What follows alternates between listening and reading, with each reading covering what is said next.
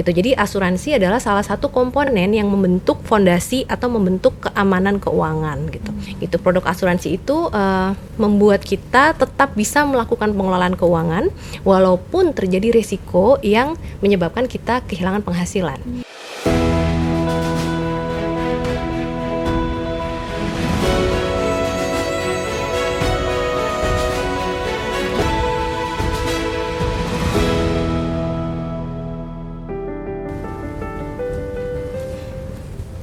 Assalamualaikum warahmatullahi wabarakatuh. Apa kabar BMers? Kembali lagi dengan saya Erlina di sesi podcast Muamalah Talk dari lantai 19 Muamalah Tower Jakarta. Nah, di sesi podcast kali ini kita akan bahas tentang jenis-jenis asuransi. Di beberapa episode sebelumnya nih kita juga sudah pernah membahas nih tentang asuransi. Nah, di sini kita akan bahas kembali tentang asuransi juga. Karena di sini kita juga sudah kedatangan Mbak Keista Sutra Bening selaku Asisten Vice President Bank Insurance dari Bank Muamalat Indonesia. Apa kabar Mbak Keista? Baik, alhamdulillah. Mbak Rina gimana? Baik juga. Mbak Keista ini juga sudah mengisi di sesi podcast sebelumnya ya, dan juga di beberapa episode lainnya juga mengisi tentang asuransi ya Mbak Keista ya. Iya, betul. Nah, karena asuransi ini sekarang jadi topik yang cukup hangat, jadi kita akan bahas kembali nih tentang jenis-jenis asuransi. Mbak Keista boleh dong kenalan dulu dengan BMers. Oh ya, sebelum Mbak Keista kenalan nih, untuk sesi podcast sebelumnya tentang asuransi, kalian juga bisa klik ya BMers, linknya di atas. Nah, kalau gitu silakan Mbak Keista kenalan dulu dengan BMers di luar sana. Oke, assalamualaikum warahmatullahi wabarakatuh. Hai BMers semuanya, ketemu lagi nih dengan saya, dengan Keista Sutra Bening atau biasa dipanggil Keista. Saat ini diberi amanah untuk menjadi product manager dari Bank Insurance di Bank Muamalat Indonesia. Alhamdulillah. Oke Mbak Kei, langsung aja ya.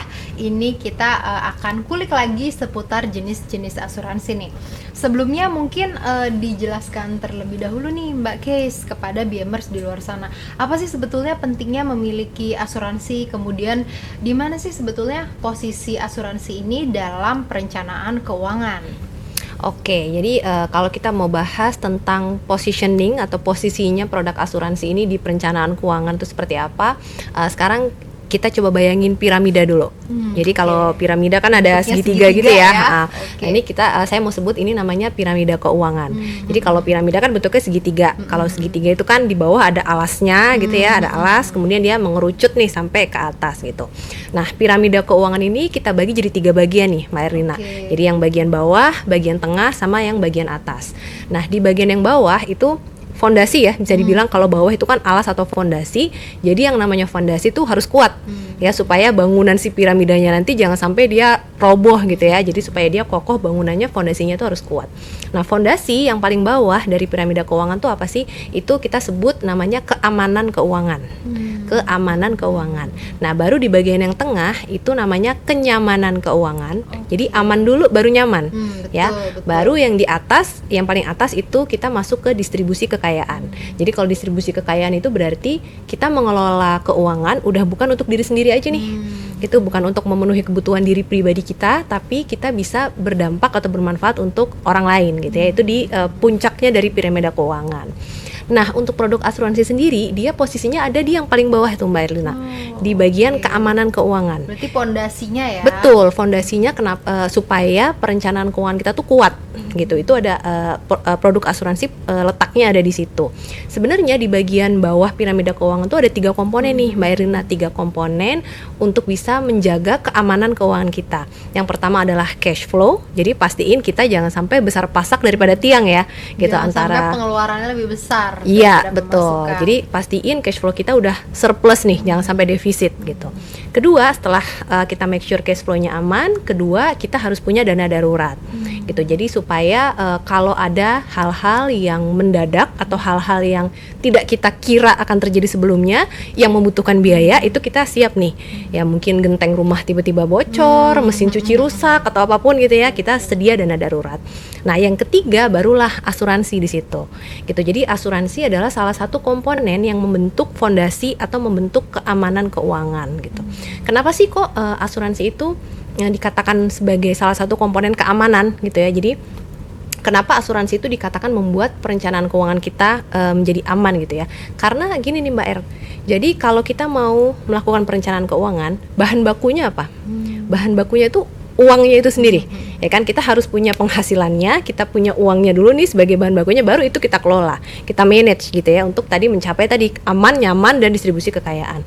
Nah tapi akan ada kita sebagai manusia gitu ya, kita melekat dengan resiko yang bisa menyebabkan kita kehilangan penghasilan gitu ya, entah itu misalnya meninggal dunia, misalnya kita kena penyakit kritis, atau mungkin mengalami resiko-resiko yang membuat kita tidak bisa lagi menghasilkan gitu.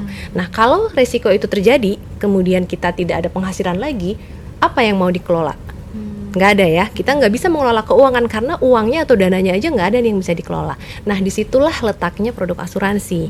Itu produk asuransi itu membuat kita tetap bisa melakukan pengelolaan keuangan walaupun terjadi risiko yang menyebabkan kita kehilangan penghasilan.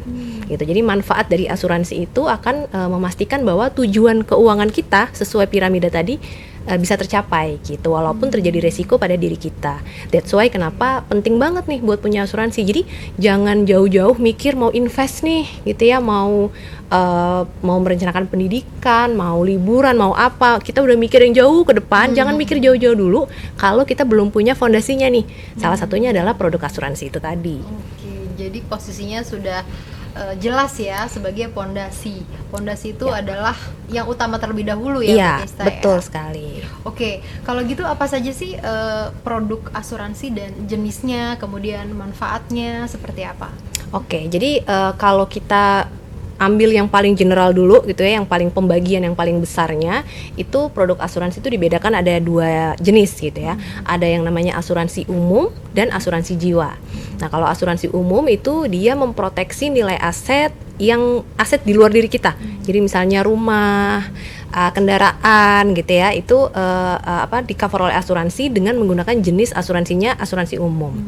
Nah sedangkan yang satu jenis yang kedua adalah asuransi jiwa, gitu, dimana dia mengcover diri kita nih, diri kita sebagai individu gitu ya. Tadi mengcover kalau terjadi suatu resiko di diri kita, itu akan ada sejumlah manfaat yang bisa didapat baik untuk kita maupun untuk ahli waris kita gitu. Nah cuman di sesi diskusi hari ini kita lebih fokus ke asuransi jiwa nih ya, untuk lebih jenis-jenis dari asuransi jiwa. Nah untuk asuransi jiwa sendiri dia ada berapa jenis sih gitu ya, ada berapa macam sih produk asuransi jiwa. Sebenarnya Mbak Erlina, kita bisa bagi menjadi beberapa kategori. Kita bagi dari beberapa kategori lah ya, dari beberapa jenisnya. Yang pertama itu kalau kita bagi produk asuransi berdasarkan jangka waktu perlindungannya. Jadi seberapa lama sih kita mendapatkan perlindungan asuransi? Itu ada jenis asuransi yang namanya term life dan ada yang whole life. Gitu. Jadi kalau term life dia biasanya perlindungannya ada jangka waktunya nih, misalkan masa asuransinya 10 tahun atau 20 tahun gitu ya. Tapi kalau whole life itu dia seumur hidup. Itu atau perlindungannya panjang banget. Biasanya rata-rata di dalam polis asuransinya disebutkan sampai usia 99 tahun misalnya gitu. Jadi perlindungannya sangat panjang. Nah itu kalau dibedakan dari jangka waktu perlindungannya. Kemudian produk asuransi juga bisa dibedakan dari cara pembayaran kontribusinya gitu ya. Jadi kita bisa sebut ada yang namanya single contribution, ada yang namanya regular contribution. Kalau single contribution berarti bayar kontribusinya cuma sekali, gitu ya, sekali aja untuk perlindungan selama berapa lama gitu ya jangka waktunya. Tapi kalau regular contribution itu berarti kita bayar kontribusinya berjangka beberapa kali gitu ya, misalkan per bulan, iya, per tahun atau apa selama berapa lama nih, misalnya selama 5 tahun, 10 tahun dan seterusnya. Nah itu kalau produk asuransi dibagi berdasarkan cara atau masa pembayaran kontribusinya. Kemudian bisa juga kita bagi produk asuransi itu berdasarkan fiturnya. Fiturnya ya. Jadi kalau berdasarkan fiturnya itu ada yang namanya produk unit link. Ya kalau produk unit link berarti dia menggabungkan antara asuransi dengan investasi gitu ya. Jadi sebagian dari kontribusi yang kita bayarkan itu digunakan untuk komponen asuransinya atau proteksinya dan sebagainya untuk investasi. Ada juga produk asuransi tradisional. Ya jadi kalau tradisional tuh ya udah dia pure hanya untuk asuransi aja gitu ya, nggak ada manfaat-manfaat lainnya, nggak ada manfaat investasi atau apapun. Jadi betul-betul hanya asuransi murni atau tradisional. Kemudian yang ketiga itu ada yang namanya endowment atau dwiguna. Jadi kalau endowment itu dia ada manfaat untuk asuransinya atau perlindungannya dan ada manfaat nilai tunainya gitu. Jadi kalau misalnya kita mengikuti produk asuransi endowment ini, kalau terjadi resiko nih di diri kita, itu nanti akan ada manfaat yang dibayarkan nih ya untuk kita atau untuk ahli waris. Tapi kalau ternyata nggak terjadi resiko, ada juga nih sebagian nilai tunai yang bisa dikembalikan lah istilahnya kepada kita atau kepada keluarga gitu ya, jika memang tidak ada resiko gitu. Jadi kalau dari fiturnya itu bisa dibagi ketiga itu, unit link, tradisional atau asuransi murni, dan endowment.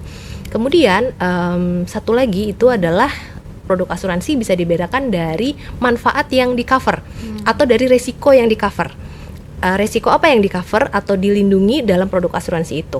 Contohnya apa? Misalnya meninggal dunia gitu ya, atau misalnya resiko yang di cover adalah rawat inap gitu. Jadi kalau nasabahnya mengalami rawat inap itu dia bisa klaim gitu. Kalau tadi misalkan produk asuransi ini manfaatnya adalah manfaat meninggal dunia, berarti kalau terjadi resiko meninggal dunia baru bisa klaim gitu ya. Ada juga produk asuransi penyakit kritis misalnya.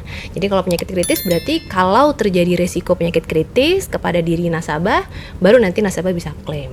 Ada juga contohnya itu yang lain, cacat tetap total gitu ya. Jadi misalnya nasabah mengalami kecelakaan atau mungkin sakit gitu ya yang mengakibatkan terjadinya cacat tetap total, maka nanti nasabahnya bisa klaim. Nah itu jenis produk asuransi berdasarkan manfaat atau berdasarkan resiko yang di cover dari produk itu. Nah produk asuransi yang ada sekarang tuh biasanya kombinasi tuh Mbak dari beberapa pembagian kategori tadi. Jadi ada produk asuransi dia jenisnya unit link, whole life dengan pembayaran kontribusi single atau sekali bayar gitu. Ada unit link, whole life juga dengan pembayaran kontribusi yang regular gitu. Ada juga produk asuransi dia punya manfaat meninggal ditambah dengan manfaat penyakit kritis misalnya gitu. Jadi produk asuransi itu bisanya kombinasi dari beberapa jenis tadi. Itu ada banyak ya. Banyak banget banyak ya. banget ya. Nah, terus gimana nih cara menentukan mana sih yang paling penting duluan? Karena kan mungkin dibuat banyak tadi disesuaikan dengan kebutuhan nasabah ya. Jadi nasabah bisa memilih gitu. Cuma kadang-kadang mungkin jadi bingung. Saya suka yang mana dulu nih? Iya, gitu. Mesti pilih yang mana gitu betul, ya. Betul. Jadi sebenarnya kembali lagi sih Mbak Elina ya, kalau kita ditanya produk asuransi apa sih yang paling bagus gitu, itu beda-beda tergantung dengan kebutuhan masing-masing orang gitu ya. Produk asuransi yang cocok dengan kebutuhan satu orang mungkin bisa jadi beda dengan orang-orang yang lain gitu ya, karena masing-masing orang tuh punya kebutuhannya sendiri, punya situasi dan kondisinya sendiri gitu ya, punya kondisi keuangan sendiri gitu. Jadi sebenarnya kalau rumus simpelnya mau beli produk asuransi yang bagus tuh yang kayak apa? Yang paling sesuai sama kebutuhan kita, yang paling bisa mengcover kebutuhan kita gitu. Nah, cuman kalau misalnya harus nyebutin ya, jadi tapi yang mana dong gitu kan? Yang paling minimum deh kita harus punya gitu. Kalau menurut saya sih yang paling minimum kita harus punya, ambil yang paling dasar aja. Asuransi yang mengcover atau memberikan perlindungan terhadap resiko meninggal dunia. Kesehatan berarti. Iya ya, beda sih, agak beda. Jadi ya? kalau meninggal dunia, kalau kesehatan tuh dia lebih ke rawat inap gitu ya, rawat jalan gitu. Kalau kita punya asuransi kesehatan, belum tentu itu mengcover meninggal dunia. Jadi misalnya dia hanya mengcover untuk rawat inapnya aja atau rawat jalannya aja gitu kan. Nah, tapi kalau menurut aku sih yang paling penting atau paling minimum kita punyalah produk asuransi untuk resiko meninggal dunia. Itu kalau misalkan kita baru nih mau beli terus nggak tahu, belum paham asuransi macem-macem banyak banget gitu ya, bingung mau beli yang mana, ya udah ambil produk yang punya resiko meninggal dunia dulu aja. Itu paling simpel, manfaatnya hanya manfaat meninggal dunia aja gitu. Untuk pertama kali nih kalau misalkan baru mau coba-coba gitu ya. Nah, atau mungkin juga secara kondisi keuangan belum memungkinkan nih untuk beli yang terlalu fancy gitu ya, udah beli aja produk asuransi yang mengcover resiko meninggal dunia. Kemudian pilih, sesuaikan nominal kontribusinya dengan memang kondisi keuangan kita. Saat ini kita mampunya berapa, ya udah segitu yang penting punya. Karena tadi kan dia dasar banget tuh Mbak Elina ya di piramida keuangan. Gitu. Baru nanti seiring berjalannya waktu, seiring berjalannya perubahan kondisi kita, seiring mungkin perubahan kondisi keuangan juga, kita bisa sesuaikan nih. Misalnya ya udah sekarang kayaknya saya perlu nih asuransi kesehatan untuk mengcover kalau misalkan saya dirawat inap di rumah sakit gitu ya, dan kebetulan asuransi kesehatan belum punya dari kantor, atau mungkin udah punya tapi kurang nih gitu kan, ternyata dari asuransi kesehatan dari kantor sering habis nih di tengah jalan plafonnya misalnya kan. Nah itu kita bisa tambah dengan asuransi kesehatan gitu. Kemudian nanti seiring berjalannya waktu lagi kita bisa tambah dengan misalnya asuransi penyakit kritis gitu ya, untuk mengcover kalau kita terdiagnosa penyakit kritis gitu. Cuman yang paling dasarnya miliki dulu asuransi yang mengcover meninggal dunia dulu, dan sesuaikan kontribusinya dengan kondisi keuangan kita. Itu dulu sih yang paling basic, Mbak. Itu ya. Jadi oke, kalau gitu lanjut nih Mbak. Berbicara tentang asuransi tadi kan masyarakat ini banyak sekali yang mungkin enggan membuka asuransi karena dianggap sebagai uang hilang nih gitu. Iya, Tapi manfaatnya mungkin belum tahu kapan gitu kan. Nah, menurut Mbak Kesa sendiri gimana sih cara menyikapi hal tersebut gitu? Oke, iya sih benar, sering banget ya kita kayak asuransi itu identik dengan uang hilang gitu. Kenapa sih identik dengan uang hilang? Karena asuransi itu manfaatnya intangible ya, manfaatnya tidak berwujud. Beda dengan kita beli makanan atau beli baju. Jelas ya, kita keluar uang, kita dapat makanan bisa dimakan. Beli baju, kita keluar uang, dapat baju bisa dipakai. Tapi kalau asuransi, manfaatnya tuh nggak bisa dirasakan saat itu, dan mungkin manfaatnya itu yang merasakan bukan kita. Nanti yang merasakan adalah keluarga kita atau ahli waris kita gitu ya. Nah, jadi kalau untuk menyikapi mindset bahwa asuransi itu uang hilang itu bisa kita lihat dari dua pendekatan sih, Mbak. Jadi yang pertama adalah anggap aja asuransi itu seperti kalau kita naik mobil, kita punya ban serep atau ban cadangan gitu ya. Jadi kita naik mobil, kita bawa ban serep nih di belakang. Kalau misalnya di tengah jalan ada apa-apa, udah enak, kita tinggal pakai ban serepnya, bisa dipakai gitu ya, aman, kita bisa lanjutin lagi jalan sampai tujuan. Tapi kalau misalnya ternyata alhamdulillah perjalanannya lancar, nggak ada apa-apa di jalan, ya udah alhamdulillah. Tapi kita juga nggak bisa balikin kan ban serepnya, udah deh berhubung nggak kepake, saya balikin aja ke tokonya gitu ya, saya balikin kembali uang saya, nggak bisa juga karena udah dibeli gitu kan. Tapi nggak ada ruginya juga, karena seenggaknya sepanjang perjalanan itu kita ada rasa aman, kita tenang nih gitu ya, dibanding dengan kita nggak bawa ban cadangan tadi. Mungkin kalau nggak bawa ban cadangan, kita di jalan aduh ya ampun jangan sampai ada apa-apa gitu ya, was-was ya. Betul, H2C gitu kan. Tapi dengan adanya kita punya cadangan tadi, kita memiliki rasa aman gitu. Nah, itu sih fungsinya asuransi. Jadi dia sebenarnya bukan uang hilang ya, dia ada manfaat yang kita dapat, cuman manfaatnya itu tidak berwujud, tidak bisa kita rasakan, tapi ada manfaatnya. Secara langsung ya. Betul. Nah, itu pendekatan yang pertama. Kemudian untuk pendekatan yang kedua, menyikapi bagaimana asuransi itu adalah uang hilang, itu bisa kita kaitkan dengan konsep asuransi syariah nih, Mbak Erlina gitu. Karena nih menarik banget sih sebenarnya menurut aku. Karena di konsep asuransi syariah itu sebetulnya nggak ada tuh uang hilang. Kenapa? Karena gini nih, di asuransi syariah itu kita kan membayarkan kontribusi nih. Kita punya produk asuransi, kita bayarkan kontribusi. Nanti kontribusi itu akan dikumpulkan dalam suatu wadah dana yang disebut dana tabaru atau dana kebaikan. Nah, dipakai, jadi semua nasabah yang punya produk asuransi syariah tuh bayar kontribusi kan. Kontribusinya dikumpulin lah dalam suatu wadah dana, dalam dana tabaru atau dana kebaikan tadi. Nah, dipakai buat apa nih dana tabaru ini? Dana tabaru ini nanti akan dipakai untuk bayar klaim.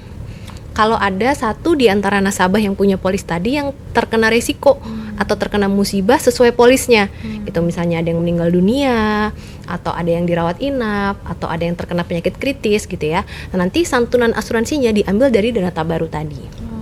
Jadi konsepnya kayak tolong menolong nih, gotong royong di antara masing-masing atau di antara masing-masing pemegang polis atau masing-masing pemilik polis. Jadi sebenarnya kalau misalnya saya punya polis asuransi syariah, tapi alhamdulillah nggak pernah klaim misalnya gitu ya, sehat terus, nggak pernah ada klaim apa-apa, uang saya nggak hilang. Karena uang saya, kontribusi yang dibayarkan tadi akan dipakai untuk membantu nasabah lain. Gitu ya, membantu nasabah lain yang terkena musibah atau terkena resiko. Karena kenapa? Karena nanti santunan asuransinya diambil dari dana tabaru tadi gitu. Jadi insya Allah kita kecipratan pahalanya juga ya, gitu. Karena yang kita bayarkan dipakai untuk membantu nasabah lain gitu. Itu sih sebenarnya, Mbak. Nah, ada faktor lain juga nih Mbak Gesta. Konon nih asuransi nih klaimnya sulit, kemudian prosesnya panjang. Nah, menurut Mbak Gesta nih gimana sih Mbak caranya biar nasabah itu tidak mengalami yang namanya susah klaim tadi? Iya benar. Itu juga salah satu dari keberatan ya yang paling yang sering kita terima nih ya kalau lagi ngomongin asuransi. Nanti klaimnya susah gitu kan, udah bayar mahal-mahal gitu, pas kita mau minta manfaatnya ternyata nggak bisa gitu. Jadi sebenarnya Mbak Erlina, mungkin kita langsung masuk ke tips aja kali ya. Tips gimana sih sebenarnya supaya pada saat kita klaim asuransi, klaim manfaat asuransi kita tuh cepat gitu ya dan mudah gitu, nggak ada banyak masalah. ada 2 hal nih yang bisa kita lakukan nih. Yang pertama, kita pastikan bahwa kelengkapan dokumen untuk klaimnya itu sudah ada semua. Jadi dokumennya itu udah lengkap semua gitu. Jadi biasanya kelengkapan dokumen itu ada di formulir nih Mbak Elina. Jadi di formulir klaim itu ditulis tuh biasanya. Jadi untuk klaim ini dokumen yang harus dilengkapi adalah 1 kopi KTP misalnya ya, 2 kopi surat keterangan dokter misalnya gitu. Nah kita lengkapin tuh semua. Atau kalaupun nggak ada di formnya, kita bisa tanyakan ke call centernya gitu. Jadi make sure bahwa sebelum kita submit atau sebelum kita kirimkan nih dokumen klaimnya, dia udah lengkap dulu. Gitu, karena biasanya yang bikin lama tuh tektokannya tuh Mbak. Jadi udah kirim ternyata ada yang kurang, oke kita cari-cari lagi, kirim lagi gitu kan. Ada yang kurang lagi gitu ya, cari-cari kirim lagi. Nah itu akhirnya bikin lama. Jadi make sure bahwa dokumen klaim kita tuh lengkap. Jadi enak nih, sekali kirim udah gitu, kita tinggal tunggu diproses, menunggu klaimnya dibayarkan. Itu yang pertama. Dan yang kedua, yang paling penting juga nih menurut saya adalah pastikan bahwa kita memahami betul manfaat dari produk asuransi yang kita punya.